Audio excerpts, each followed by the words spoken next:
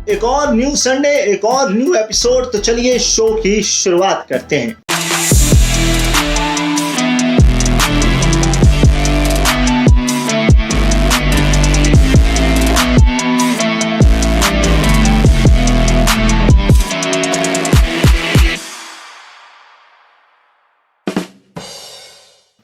हमारे देश में कुछ लोगों को बोलने की आदत है पर सुनने की आदत नहीं है। कुछ लोगों को बोलने की आदत नहीं है, सुनने की तो छोड़ ही दीजिए। हाल ही में जावेद अख्तर ने कंट्रोवर्सी क्रिएट कर दी। उन्होंने बीजेपी आरएसएस को तालिबान बता दिया। ऐसा कौन करता है जावेद अख्तर साहब? ये तो बड़ी गलत बात है। अब आप किसी इंसान को आईना दिखाओगे तो वो अपनी बदसूरत शक्ल देख के मुंह तो मोड़ ही लेगा ना। और मुझे समझ नहीं आता कौन है ये लोग, कहां से आते हैं? हाँ, यही वाले वो कौन लोग हैं जो पॉलिटिक्स का इंटरव्यू छोड़ करके बॉलीवुड का इंटरव्यू देखने लग जाते हैं। और इससे एक बात तो साबित हो गई कि नेता टाइप लोग एनडीटीवी जरूर देखते हैं और वो रवीश को भी देखते हैं। अब ऐसा लग रहा है कि रवीश सच ही बोलते हैं, तभी तो उनको कोई काउंटर नहीं कर पाता है। और कुछ लोग कहते होंगे अरे बोल रहा है तो बोलने दो, मगर जावेद अख्तर साहब this is very wrong. I am not with you. आपको ऐसे स्ट्रेट नहीं बोलना होता है, सटायर करना होता है। This time I am with RSS and BJP, I am not with. This is very wrong. चलिए अब बात कर लेते हैं एक नेशनल कॉन्स्पिरेंसी। नहीं, अब गोदी मीडिया और भक्त जब किसी भी सर्वे को इंटरनेशनल कॉन्स्पिरेंसी बता सकते हैं तो मैं तो फिर एक नेशनल कॉन्स्पिरेंसी बता ही सकता हूं। दरअसल मॉर्निंग कंसर्न नाम की एक कंपनी ने एक सर्वे किया है और सर्वे में यह बताया गया है कि मोदी जी की लोकप्रियता यानी कि अप्रूवल रेटिंग बहुत ज्यादा हो गया है। हाँ जी, वो नंबर 1 पर हो गए, शीर्ष पर 70%। उन्होंने Joe Biden, Angela Merkel, Boris Johnson, Bolsonaro and Trudeau सबको पीछे छोड़ दिया है, शीर्ष पर। अब मैं सुधीर चौधरी बन जाता हूं तो शांति से जरा थोड़ी देर बैठी। यानी कि अब मैं आपको बताने जा रहा हूं अंदर की बात, ध्यान से समझिएगा। मॉर्निंग कंसर्न ने ये कहा है कि हम जो ये सर्वे तैयार करते हैं ये बालिग युवाओं से बातचीत करके तैयार करते हैं। उन्होंने इस साल इंडिया के 2126 ऐसे बालिग युवाओं से बात करके ऑनलाइन इंटरव्यू करके इसे तैयार किया। अच्छा, इसमें रवीश, आकाश, अच्छा युवा नहीं है, अच्छा छोड़िए। और वैसे भी हमारे देश में बालिग युवा इक्वल टू भक्त युवा, अब आधे से ज्यादा तो भक्त ही है। अब अगर भक्तों ने बोला है तो फिर तो ठीक ही है, फिर तो मानना पड़ेगा, फिर तो सच है ना। फिर ठीक है। चलिए आगे बढ़ते। हाल ही में एक फोटो सोशल मीडिया पे वायरल हो रही है जिसमें एक 15 साल की लड़की है, संध्या साहन। ये बोट से अपने स्कूल जा रही है।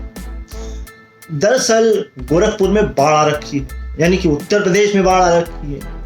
तो और ये लड़की कहती है कि मेरे पास स्मार्टफोन नहीं है। अब भाई डिजिटल इंडिया फेल हो गया तो मुझे जो है वो डेली स्कूल ऐसे नाव से जाना पड़ता है। अच्छा, मेरा एक सवाल है मोटा भाई से।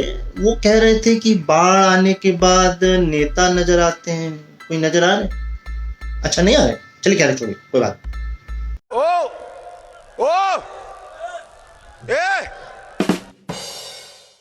चलिए तो अब बात कर लेते हैं सर्वे की। 2 शिक्षाविदों ने 2011 की जनगणना के अनुसार एक विश्लेषण किया है जिसमें यह बताया गया है भारत के बैंगलोर में सबसे ज्यादा 107 भाषाएं बोली जाती हैं। 44.5% कन्नड़, तमिल 15%, तेलुगु 14%, उर्दू 12%, हिंदी 6% और 3% मलयालम। वहीं नागालैंड के दीमापुर और असम के सोनितपुर में 103 और 101 भाषाएं बोली जाती हैं। वहीं सबसे कम भाषाएं बोलने जाने वाली जगह के बारे में बात करें तो बिहार के कैमूर, उत्तर प्रदेश के कौशाम्बी और कानपुर देहात, तमिलनाडु और पुडुचेरी हैं जहां 20 से कम भाषाएं बोली जाती हैं। वहीं अगर दुनिया की बात करें तो अमेरिका के न्यूयॉर्क में 600 भाषाएं बोली जाती हैं। यानी कि अपनी भाषा पे गर्व करिए, नेता की भाषा पे नहीं, ठीक है। चलिए बात कर लेते हैं एक तमाशे की जो हर बार किसी सेलिब्रिटी के जाने पर गोदी मीडिया करती है। पहले सुशांत, फिर सिद्धार्थ, यानी कि दोनों में एस कॉमन है और गोदी मीडिया का तमाशा भी कॉमन है। जाकिर खान ने इस पर एक कविता बनाई जिसे अनुष्का शर्मा ने शेयर किया, गौहर खान ने सपोर्ट किया, खुशहाल टंडन ने इसे देखते हुए सोशल मीडिया को छोड़ दिया और WWE के सुपरस्टार जॉन सीना ने बिना कैप्शन की एक फोटो को इंस्टाग्राम पर शेयर किया। और देशभक्त AK आकाश ने गोदी मीडिया से इंस्पायर होकर एक वीडियो तैयार किया, जाके जरूर चेकआउट कीजिएगा। चलिए अब बात कर लेते हैं एक अनूठे प्रोटेस्ट की। पटना से लेकर नई दिल्ली तक एक तेजस एक्सप्रेस जा रही। इसमें JDU के एक विधायक गोपाल मंडल जी सफर कर रहे थे। अचानक उनको गर्मी ज्यादा लगने लग गई। AC का अपार्टमेंट था, गर्मी ज्यादा लगने लग गई। उन्होंने अपने कपड़े उछाल दिए, वो कच्चे में घूमने लग गए। अब भाई ऐसा कौन करता है यार, ये गलत बात है। अब आप कहोगे कि प्रोटेस्ट क्यों कह रहे हो। अब जब गोदी मीडिया और भक्त जो हैं वो किसानों को खालिस्तानी बोल सकते हैं, तो मैं तो इन्हें प्रोटेस्टर बोल ही सकता हूँ, है ना।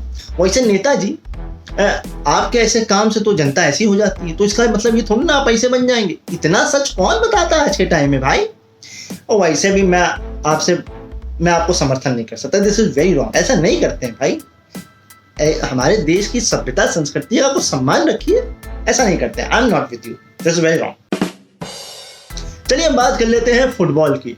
अब हर बार क्रिकेट की बात करेंगे तो फुटबॉल फैंस ऑफेंस हो जाएंगे। आपको ये जरूर पता होगा कि 2 साल के कॉन्ट्रैक्ट के साथ क्रिस्टियानो रोनाल्डो यूवेंटस से मैनचेस्टर यूनाइटेड में आ चुके हैं। जर्सी भी वही मिल गई उनको। मगर क्या आपको पता है कि इंटरनेशनल फुटबॉल में सबसे ज्यादा गोल करने का रिकॉर्ड भी रोनाल्डो के नाम हो गया है। Guinness book of world record इनके नाम दर्ज हो गया है।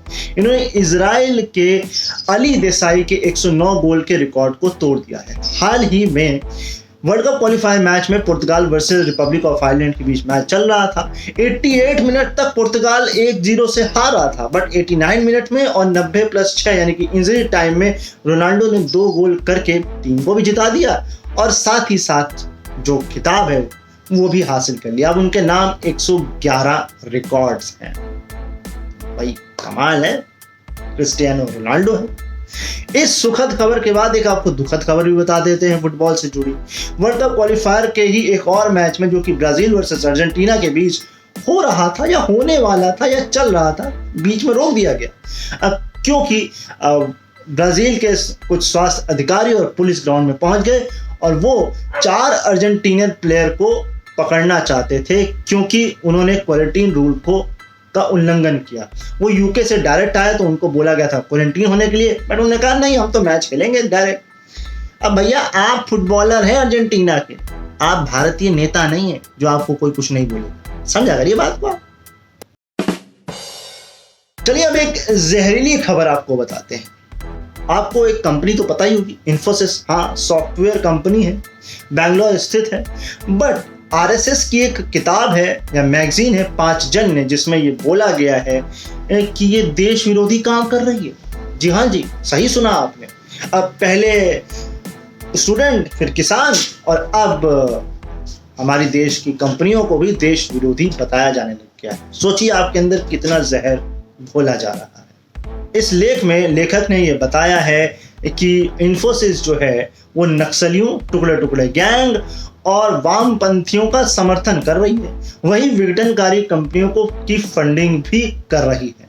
इतना ही नहीं, इसमें यह भी बोला गया है कि आयकर रिटर्न की जो वेबसाइट बनाई गई है उसमें गड़बड़ियां हो रही हैं। भाई गड़बड़ियां तो हर वेबसाइट में हो जाती हैं। और यह भी बोला गया है कि GST की जो वेबसाइट बनाई गई थी उसको देखकर लोग निराश हो गए। अरे लेखक बाबू, GST की वेबसाइट देखकर लोग निराश नहीं हुए, GST को देख के ही निराश हो गए। तो अपनी नाकामयाबियों पर पर्दा मत डालिए। खैर RSS ने इससे अपना पल्ला झाड़ लिया है। खैर कोई बात नहीं, अब देखते हैं और कौन कौन सी कंपनियां देशद्रोही की कैटेगरी में आती हैं। चलिए जाने से पहले एक पॉजिटिव खबर पर भी नजर डाल लेते हैं। आंध्र प्रदेश के पुलिस वालों ने वहां के यंगस्टर और जनताओं के साथ मिलकर के पैसे इकट्ठा किए और सड़कों की गड्ढों को भरा। यानी कि जो नेताओं का काम होता है वो पुलिस कर रही है, यानी वो गड्ढे हैं और ये जनता हीरो है। तो इसी के साथ शो को एंड करते हैं। आई होप आपको पसंद आया होगा। TUB नहीं भेजनी है, लाइक कमेंट और शेयर करना है तो सो कर दीजिएगा। मैं मिलूंगा अगले संडे, तब तक के लिए बाय बाय।